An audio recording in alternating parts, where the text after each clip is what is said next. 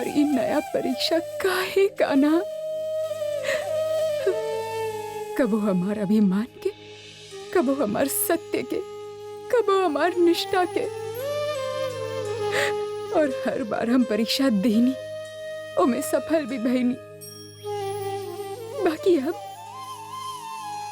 हमार मांग भंग होके कि कैसन परीक्षा का ना? हर स्त्री के जीवन के सबसे सुखद पल होखेला जब वो माँ बनने वाला होखेली। एगो नारी के संपूर्णता तबे होखेला जब उनके पता चलेला कि ओकर गर्भ में प्रेम के प्रतीक पल रहल बा। परंतु हमार गर्भ में प्रेम के प्रतीक ना पल रहल बा, बल्कि विश्वासघात के परिणाम है। हम तो सदैव रउआ के अपन रक्षा के बाहर सौंपले रहनी ना। फिर रउआ हमार पति से हमार अपमान काहे होके देला कान्हा? होनी के केहू न टाल सकेला रुकैया बेगम। रउआ अफसोस मत करी, वक्त राउर हाथ में ही होखी। मरियम मकानी तो रउआ के ही बने के रहे, वो बहुरूपिया लाके ही सब कुछ बर्बाद कर देला। वैसे भी मुगल सल्तनत के वारिस तो रउआ ही देहब। सोची जोधा बेगम की बच्चा पैदा ही ना हो के ता। खामोश गुस्ताख! आइंदा गलती से भी बात कहलस ता जुबान खींच ले तोहार और फौरन सूली चढ़ा दे। हमार जलाल के औलाद के बुरा सोचे वाला के हम दोबारा सोचे के मौका भी ना दे। हमके माफ कर दी हुजूर, माफ कर दी। आइंदा ना करब। हम जानी ले कि एगो माँ से ओकर गोद के सुख छिन जाए के गम का होखेला, और हम ऐसा अपन दुश्मन खातिर भी ना चाहब। दुनिया के कोनो भी औरत के बारे में हम ऐसा सोच भी ना सकेनी। हाँ, हमके ई बात के रंज रही कि हम ऊ ना कर सकनी जे जोधा बेगम के नसीब में रहे, कि हम मरियम उस जमानी ना बन सकनी। लेकिन एकर मतलब ही ना कि हम अपन रंज खातिर केहू और के गम देई। चल जा यहाँ से, अकेला छोड़ दी हमके। और हाँ, जे बात हमसे कहला हा, वो अगर गलती से अपन जुबान पे भी लइहा तो हम भुला जाइब कि तू कबो हमार खिदमत कैले रहला। और हमार सोच इतना भी गिरल नहीं कि हम जोधा बेगम के बारे में कुछ भी ऐसा सोची। चल जा यहाँ से, हम कहली जा।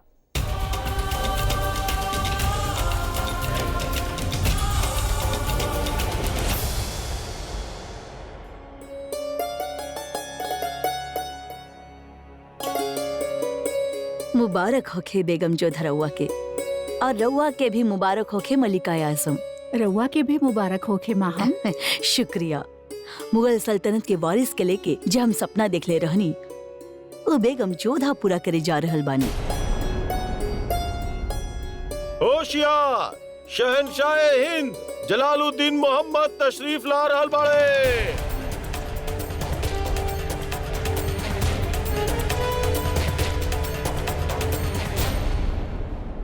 खुदा के घर में देर बा शहंशाह, अंधेर ना। हम इटावा के पीर शाह कलंदर के मजार पे रउआ खातिर दुआ मांगे गई रहनी, और कमाल देखी शहंशाह, हमरे यही जे पहुंचे से पहले ही दुआ के असर पहुंच गई। हम बहुत खुश बानी। मुबारक होखे रउआ के।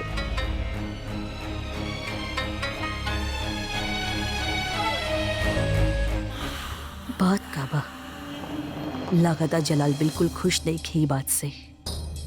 अगर रउआ सबकर इजाजत होखे तो हम बेगम जोधा और शहंशाह की नजर उतरवावे चाहता नहीं। इजाजत बा। शुक्रिया। शहंशाह और बेगम जोधा पर से पानी उतार ली ताकि सब बुरी बला टल जाए।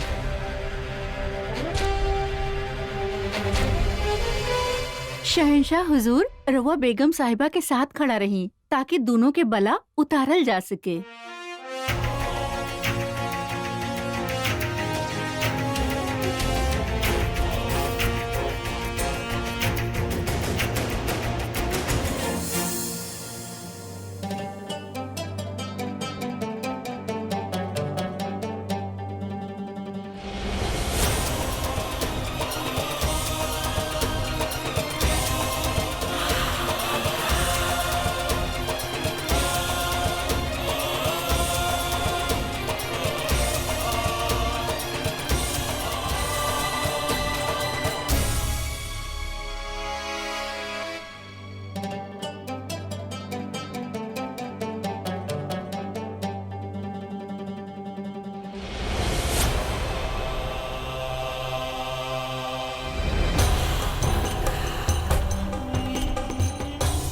कुछ तबाह जलाल जे दिखा रहल बा ऊ बाना, और जे छिपा रहल बा ऊ जरूर हमरा काम आ सकेला। हम यहाँ यही खातिर आयल बानी ताकि शहंशाह के हुक्म के तौहीन न होखे, वरना हमनी के बीच जो दोस्ती रहे वो फना हो चुकल बा।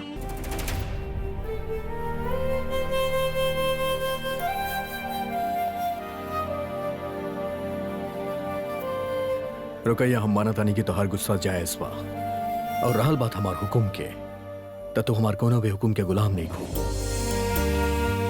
वो तो बस एगो दोस्त होके के नाते हम तोरा से कुछ बात करे चाहत रहनी। हम बात करत रहनी अपन दोस्त से जे कबो हमसे कुछ छिपावत ना रहे। अब हम वो दोस्त खो चुकल बानी। इजाजत दी।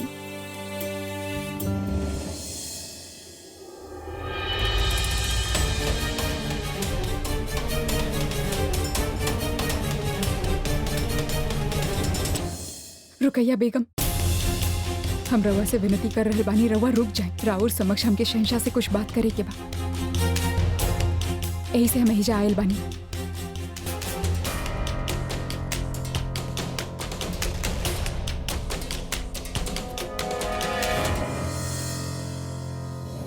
हम रवा से कुछ कहे ना, बल्कि पूछे आयल बानी।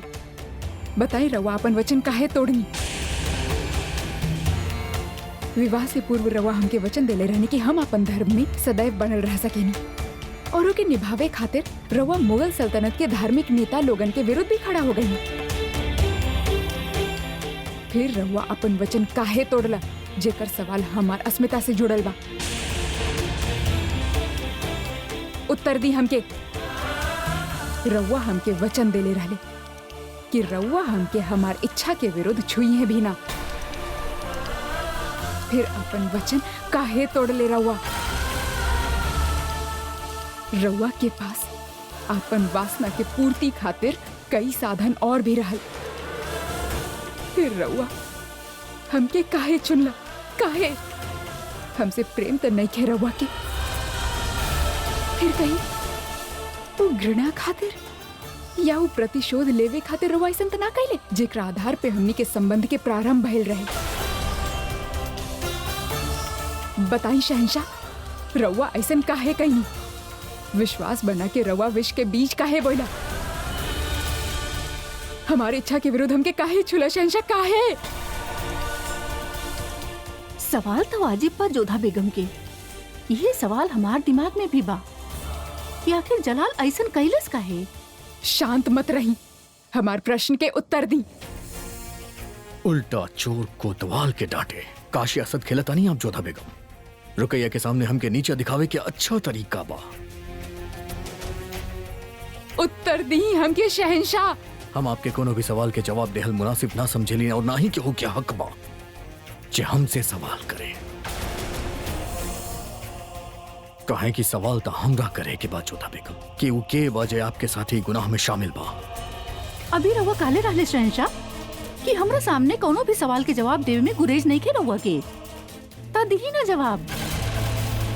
जोधा बेगम रवा से कुछ पूछ रहल बानी कि का वजह रहे कि रवा उनके दिहल जबान तोड़ देले।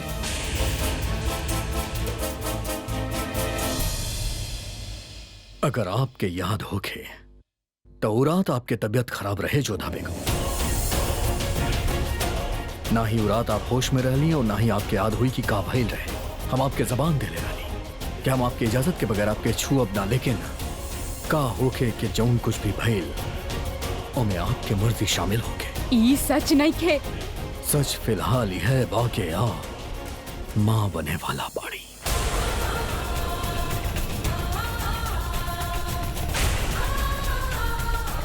बहुत हो गई जोधा बेगम, अब आपसे बात करे खातिर हमारा मन नहीं किया। जाइए यहां से।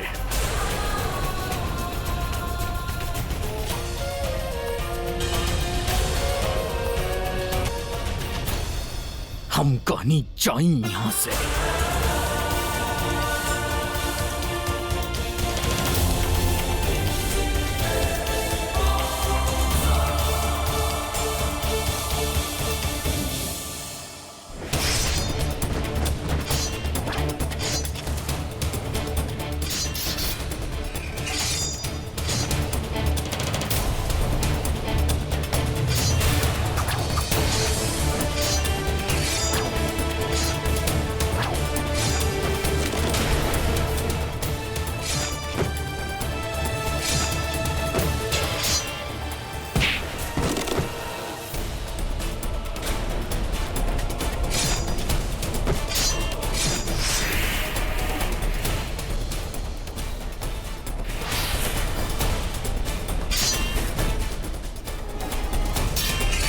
शमशुद्दीन साहब ई का कर रहल बाड़े?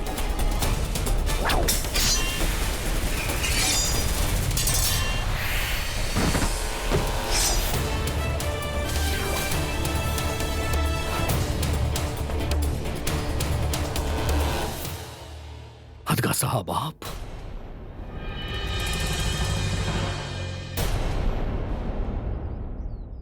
खाली हम ही ना हुजूर, तलवारबाजी के रियाज में रउआ यहाँ तमाम सिपाहियन के जख्मी कर दिले बनी। देखी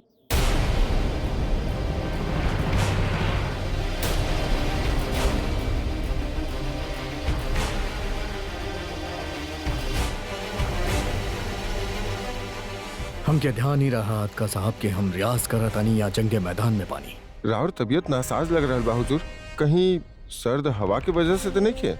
नाथ का साहब एगो जाबाज सिपाही के हर मुश्किल के सामना अकेले ही करे के पड़ेला, फिर चाहे ओकर खुद के मुश्किल होके या फिर मौसम के मिजाज।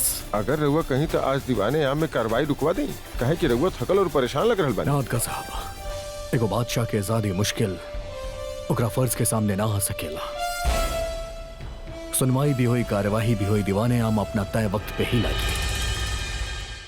होशियार नूरे तख्त शहनशाह सल्तनते मुगलिया बादशाह सलामत जलालुद्दीन मोहम्मद तशरीफ ला रहल बाड़न।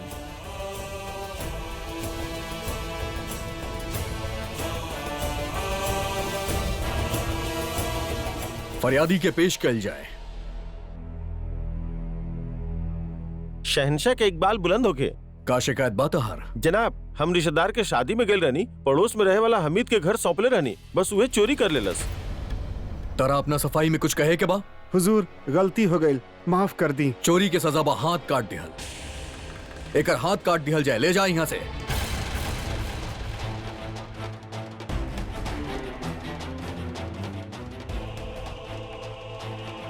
ना हुजूर, ना हुजूर, ना हुजूर, ना ना हुजूर। लागत है शहनशाह के मिजाज आज काफी गरम बा। मामूली चोरी खातिर 10-20 कोड़ा काफी होखेला बस। शहनशाह बाड़न, जे इंसाफ करें सर माथा पर। बादशाह सलामत। दूसरा फरियादी एगो शौहर है जकरा अपन बीवी से शिकायत बा। पेश कल जाए। का शिकायत बातहर? बादशाह सलामत, हमार बीवी हमारे साथे गद्दारी के लिए बिया और दगा भी देले बिया। कैसन गद्दारी? हमार बीवी जीनाकारी के लिए बिया हुजूर। एकर कोख में जो बच्चा बा वो हमार नहीं खे, बल्कि एकर बदकारी के अंजाम है। हम हीरा के खरीद फरोख्त के सिलसिला में कुछ महीना से यहाँ मौजूद ना रहनी। जब हम लौट के नहीं तो हमके मालूम पड़ल कि हमार बीवी पेट से बिया।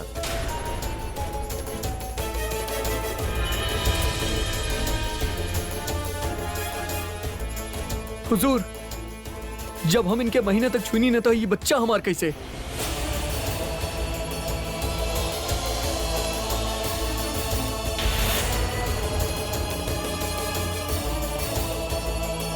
इंसाफ करी बादशाह सलामत, जे अपन खाबिंद के साथ जिनाकारी के लिए होके ओकरा दगा देहल होके तका ओकरा अपन खाबिंद के साथ रहे के हक बा।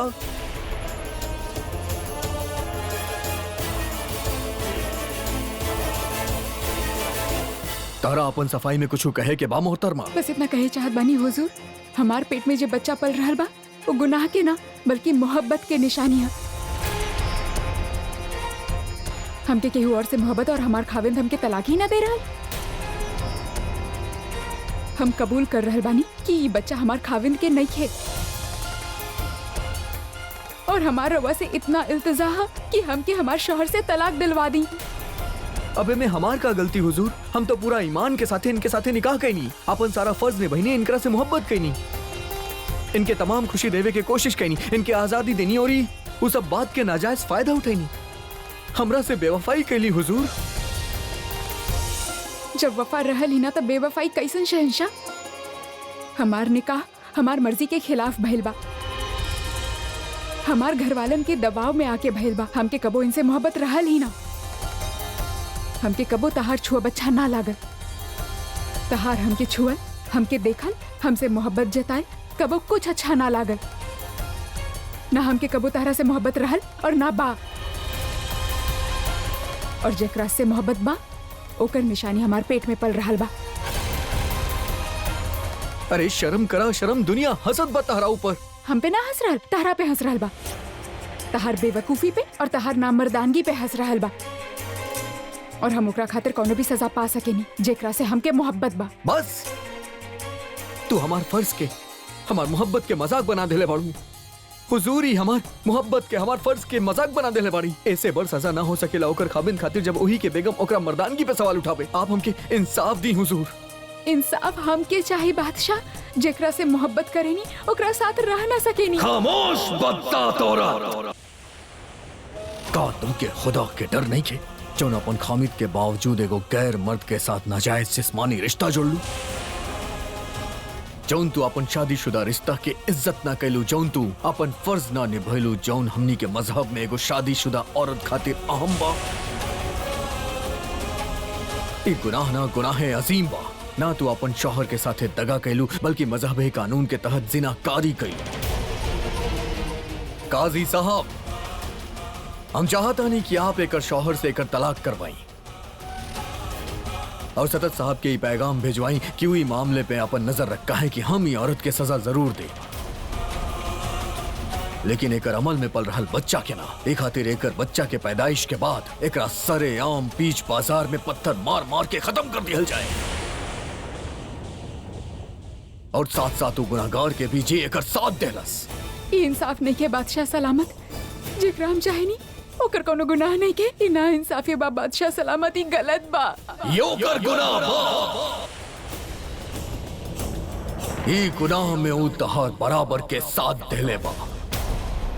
ई जानत भइल भी कि ऊ एगो शादीशुदा औरत के साथे नाजायज रिश्ता बनैले बा। अदका साहब, ऐसे पहले कि हम अपन आपा खो देई, बदजात औरत के हमार नजर के सामने से हटा दिया जाए। ई इंसाफ ना बा बादशाह सलामत। ई इंसाफ ना बा। हमार पुकार सुनी।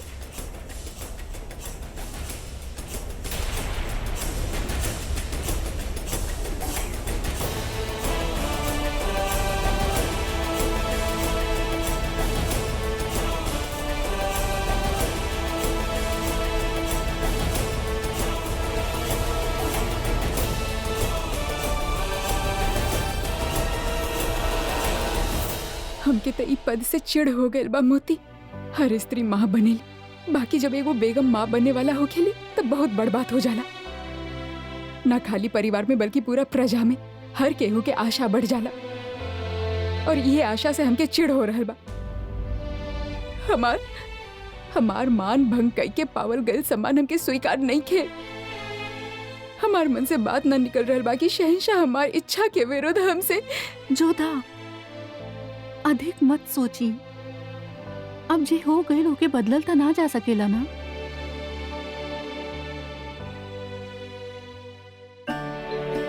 प्रणाम अम्मी जान। जियत रही। पयाना और बदायूं से बड़ मौलाना साहब तोके और होखे वाला बच्चा के दुआ देवे आइल बाड़े। आई हमरा साथ।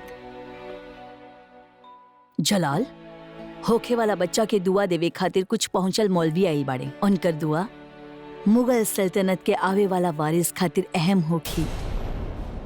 हम चाहतनी रउआ चल के उनसे मिलनी। जौन आवे वाला बा ना ही वो मुगल बा और ना ही हमार होके वाला वारिश बा, मगर ये बात हम केहू के कह भी ना सकेली, बता भी ना सकेली कि कितना बड़ धोखा कइल गइल बा हमरा साथे। बात का बा? मौलाना साहब मुगल सल्तनत के वारिस के दुआ देवे आइल बाड़े और ये बात जान के भी जलाल खुश नहीं खे। कहीं खोया खोया से बा। जलाल, हम कुछ कहनी रउआ से। हाँ बड़म्मी, सुन ली। हम बहुत खुशी के बात बा। चली।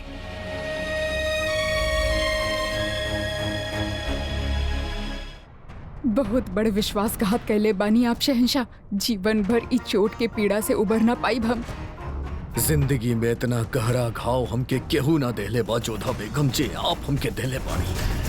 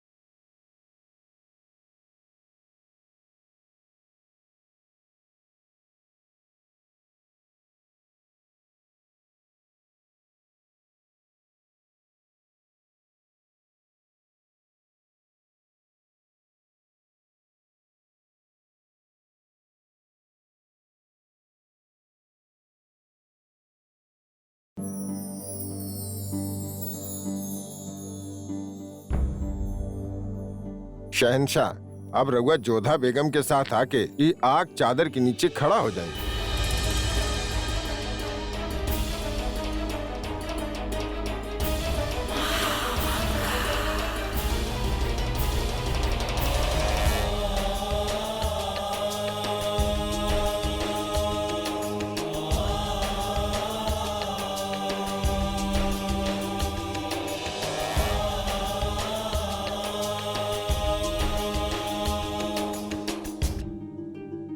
अब रघुआ दोनों एक दूसरे के हाथ में अपन हाथ ले लें।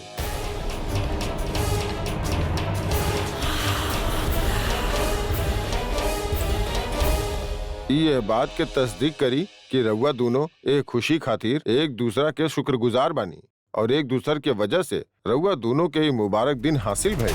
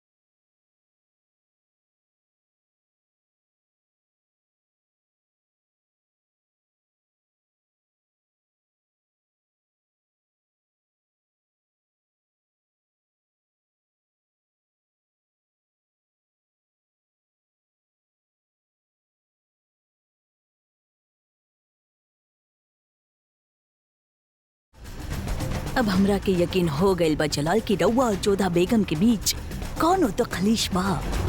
कहे कि ये मुबारक मौका पे भी रउआ दोनों खुश न दिख रहल बानी, मगर का बा उ बात। अब रघुआ दुआ में अपन हाथ उठाई और खुदा के शुक्र अदा करी।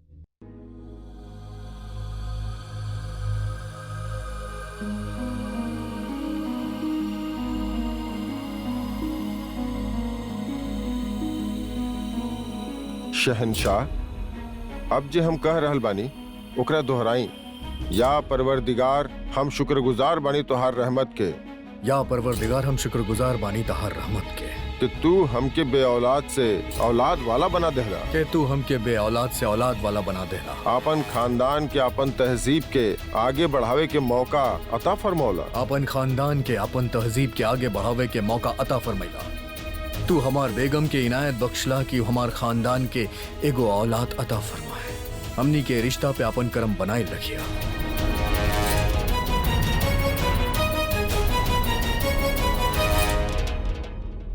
अब आप दोहराएं जोधा बेगम। ए दोनों जहां के मालिक, हम शुक्रगुजार बानी कि तू मुगल खानदान के बढ़ावे के हमके मौका अता फरमौला। हे संसार के स्वामी, तहर धन्यवाद कि मुगल वंश के आगे बढ़ावे के अवसर हमरा के प्रदान कइले। या खुदा, तोहार करम हमार रिश्ता और हमार मोहब्बत पे बनाए रखी है। हे ईश्वर, आपन कृपा हमनी के संबंध और हमनी के प्रेम पे सदैव बनेले रखिया।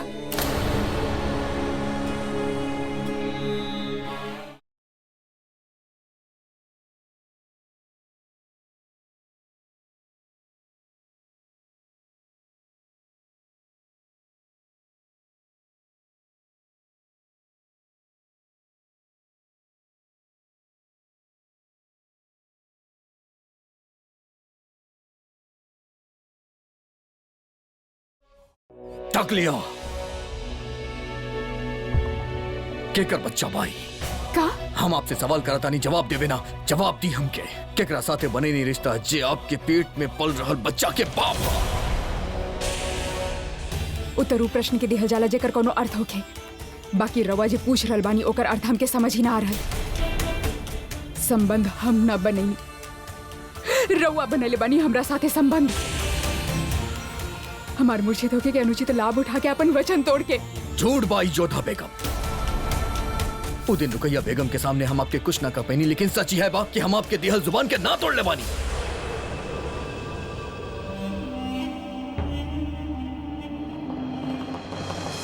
मरहबा। तई बा जलाल के परेशानी के वजह यही खातिर दीवाने आम में इतना कड़ा सजा सुनैलस जलाल। बाकी सवाल ही बा कि केकर मजाल भाई जलाल की आंख में धूल झोंके के। बेगम जोधा के जुर्रत में केकर हिमाकत शामिल बा। खामोश काहे बानी? जवाब दी हमरा के। जेकर गुनाह हमार माथे मढ़तानी के बा जेकरा साथे आप भी नाजायज संबंध रखनी।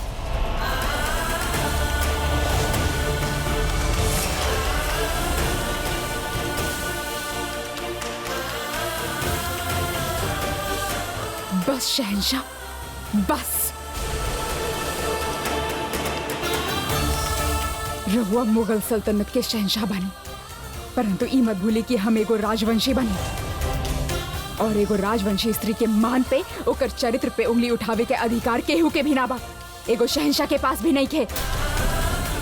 हमार जीवन के एक एक पल के हिसाब हमरा पास बा। सिवाय उ रात के, उ रात हमके राउर भरोसा पे छोड़ दिहल गइल रहे।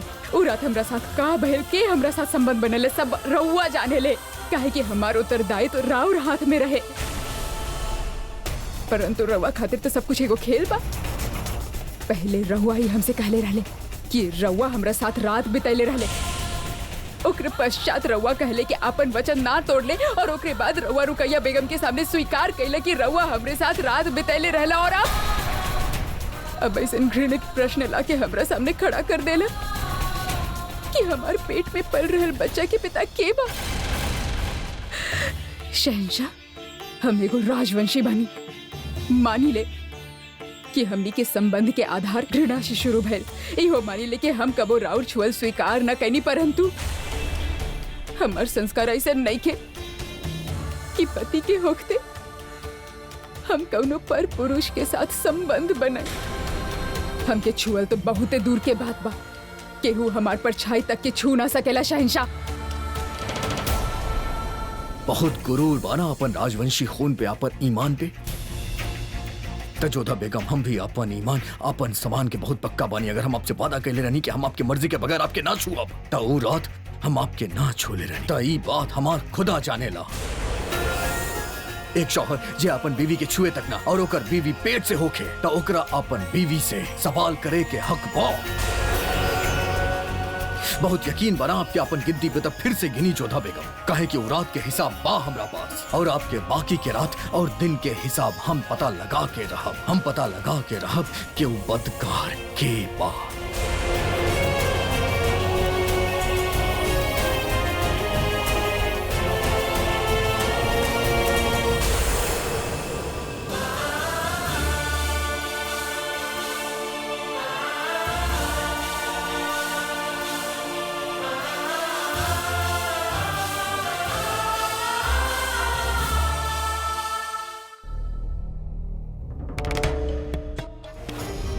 रउआ बनेले हमरा साथे संबंध। हमार मूर्छित होके के अनुचित लाभ उठा के अपन वचन तोड़ के छूट पाई जोधा बेगम।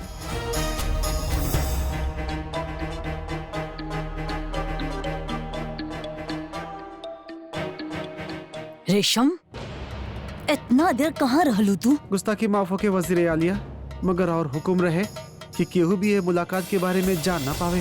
यही से वक्त लग गए। हम हकीम के लेके आयल बानी।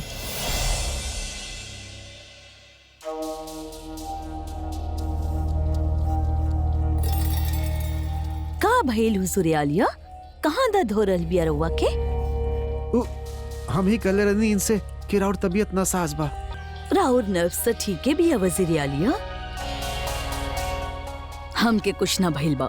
हम रउआ के यहाँ बुलाईनी काहे कि हम बेगम जोधा के तबीयत के बारे में बात करे चाहतानी। कहीं रउआ तो जानतानी हमनी के ई महल में कितना बेगम पेट से बहनी और अपन बच्चा के ऊ खो देहनी। हम ना चाहतानी कि ए बार कोनो गुंजाइश रहे। यही से जाने चाहत रहनी कि का रउआ के यकीन बिया कि बेगम जोधा पेट से बानी? 20 साल हो गए हमके ई काम करे में, आज तक कोनो गलती ना भइल बिया हमसे। और उससे भी कहीं ज्यादा साल हो गए हमके सल्तनत के वफादारी निभावे में। अगर कोनो भी किस्म के गड़बड़ी भइल और हमके पता चलल कि रउआ केहू से डेरा के या फिर रिश्वत के वजह से खेल खेले बाड़ू तो राउर सर कलम करा देब हम। खुदा खैर करे हमारी मजाल कि हम ऐसन गुस्ताखी करे। हमार कईयों पुश्त शाही खानदान के तीमारदारी करत आइल बानी। जांच के शुरुआती अलामत और निशानात ये बता रहल बाड़े कि जोधा बेगम हमल से बानी। कैसन निशानात रउआ तो जाने ली। हमल से औरतन के थकान महसूस होखेले, चिड़चिड़ापन होखे लागेला। कहानी ना हमार मन नहीं के घृणा बा हमके आगरा के शहंशाह से और उपल से भी, उस सब से जेकर संबंध आगरा से बा। शहंशाह सदैव हमार घृणा के पात्र रही है। मोती हमके अपने ऊपर आश्चर्य हो रहल बा कि इतना बड़ा आरोप सुनला के बाद भी हम जीवित कैसे बानी। हम अपना आग के समाप्त काहे ना कर लेनी। केहू पीड़ा के अनुमान भी लगा सकेला जब एगो पति अपनी पत्नी से पूछे कि ताहर कोख में केकर बच्चा पल रहल बा। छी, घिना रहल बा हमके कि ऐसन पुरुष के साथ हमार विवाह भइल। मोती, हम राजवंशियन के यहाँ पे यदि युद्ध में पुरुष हार जाए तो स्त्री लोग अपन जौहर कर लेबेनी ताकि कौनो पर पुरुषों के छू न सके, ताकि मृत्यु के बाद भी ओकर शरीर पवित्र रहे। और ऐसन वंश के स्त्री पे इतना गंदा लांछन लगैले वो ओकर पति। हम मर जाए चाहता नहीं मोती, हम मर जाए चाहता नहीं। संभाली अपना आप के। तोहार पीड़ा हम समझ रहल बानी, परंतु इमे उस शिशु के तो कोनो दोष नहीं खे ना जे तोहार कोख में बा। वो शिशु खातिर जोधा कुछ खा ली ना मोती, हमके सब कुछ विष जैसन लग रहल बा। जे खुशबू उनके पहले पसंद आवत रहे और जूही के वजह से उनके जी घबराए लागेला। क्या करे के मन हो खेला सांस भरावे नी। जोधा का भइल? पता ना मोती, श्वास लेवे में बहुत दिक्कत हो रहल बा। हे ईश्वर, हम अभी हाकिम जी के बुलावा तानी। हकीम के कोनो जरूरत ना मोती बाई, जोधा बिल्कुल दुरुस्त बनी। शुरू में ऐसन होखेला, पर एकर इलाज बा। ई अजवाइन और सौंफ के चूरन, एकरा से मन ठीक हो जाई। और ये हींग के चूरन, एकरा से भूख भी ठीक से। ये सब निशानात के बारे में हम भी जाने ली। हमरे भी बच्चा बड़े, हमरे साथ भी ये भइल रहे। हम जाने चाहतानी कि कोनो खास बात, कोनो खास निशानात, या फिर ऐसा निशानात कोनो दूसरी बीमारी में दिखत होके। हम इस सारा बात रउआ से ऐसे पूछ रहल बानी कि हम के ई बात के यकीन बा ही ना की।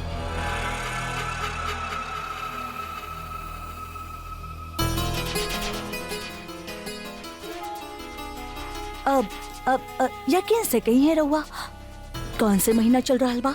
अभी तो पहला ही बा। 1 महीना, एकर मतलब बा आमिर के सफर के दौरान या फिर आमिर में ही बेगम जोधा केहू के साथ रिश्ता बनेले बानी। राहुल बहुत बहुत शुक्रिया जे रउआ यही जियनी। बाकी एक बात के ख्याल रहे, हमरे और रउआ के बीच जे भी बात भइल वो बस हमनी के बीच ही रहे, यही कमरा में रहे। रउआ तो जाने ली ही, एकरा से पहले जे बेगम रुकैया के साथ जे हादसा भइल रहे, हम ना चाहने कि वो दोहराइल जाए। ख्याल रखे के पड़ी हमनी के ही, ऐसे ही बात के फैले ना देवें, अपना तक ही रखी। और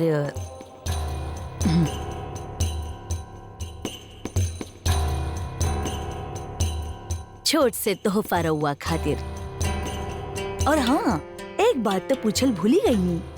अब बेगम जोधा के का ख्याल रखे के बा, कौन से दवाई देवे के बा, खाए पिए के ख्याल, कुछ खास बात? बिल्कुल ना। और छोट मोट बात तो मलिका आजम खुदे जानत हो गई है। हर सास के मालूम हो खेला कि ए वक्त अपन बहू के कैसे ख्याल रखे के बा। बिल्कुल, बस जरूरी बा कि हमल से औरत खुश रहे, सुकून से रहे, सुकून से रहे। जरूर। शुक्रिया खुशखबरी सुनावे खातिर। समझ में ना आवेला ई बेगम चौधा सुकून से रह कैसे सकेले, जबकि जलाल ओकरा मुंह पे कह देलस कि उनके कोख में पले वाला बच्चा जलाल के बाहिना, फिर भी सुकून से रह रहल बिया।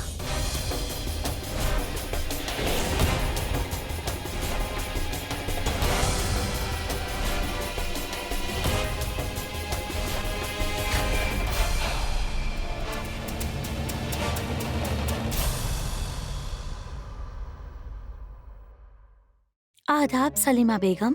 रहीम के दूध तैयार बा। जी हुजूर। प्रणाम सलीमा बेगम। सलाम मोती बाई। अब जोधा बेगम के तबीयत कैसन बा? बस वैसे ही बा। उनके खातिर ही दूध लेवे आयल रहनी। उनका दूध तैयार बा। हाँ मोती बाई।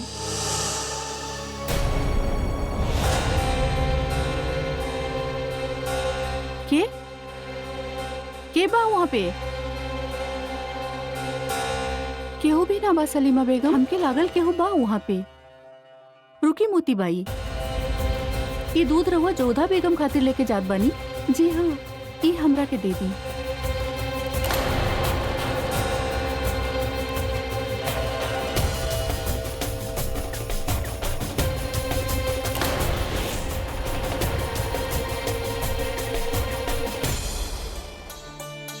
हमके लागल केहू रहे यहाँ पे।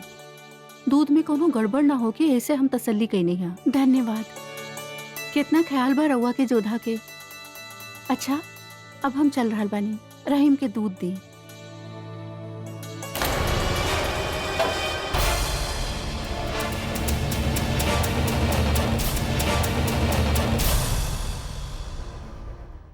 का? लेकिन जोधा बेगम मुगल सल्तनत के बेगम बाड़ी। वो मुगल सल्तनत के बेगम बानी, यही खातिर उनकर ये हरकत बर्दाश्त के बाहर बा। हकीमी दावा कैले बिया कि बेगम जोधा हमल से बानी, और जलाल के दावा बा कि बेगम जोधा के कोख में जे बच्चा पल रहल बा वो उनकर बाहिना, काहे कि जलाल आज तक बेगम जोधा के छुअले ही नहीं खे। तो रेशम खा एकर मतलब का भइल बताव? काई बदकारी नहीं खे? काई जिनाकारी नहीं खे? रहुआ सीधा सीधा जाके शहंशाह से कहना देता नहीं क्यों जोधा बेगम के वापस भेज देवे। जितना हैसियत होके उससे ज्यादा की अकल ना लगावे की चाहिए रेशम खान। हम जलाल के जख्म पर नमक ना लगावे चाहता नहीं, बाकी हाँ बेगम जोधा के शर्मिंदगी के एहसास जरूर दिलावी चाहता नहीं। ऐसे जैसा हम कह रहल बानी वैसे नहीं करा।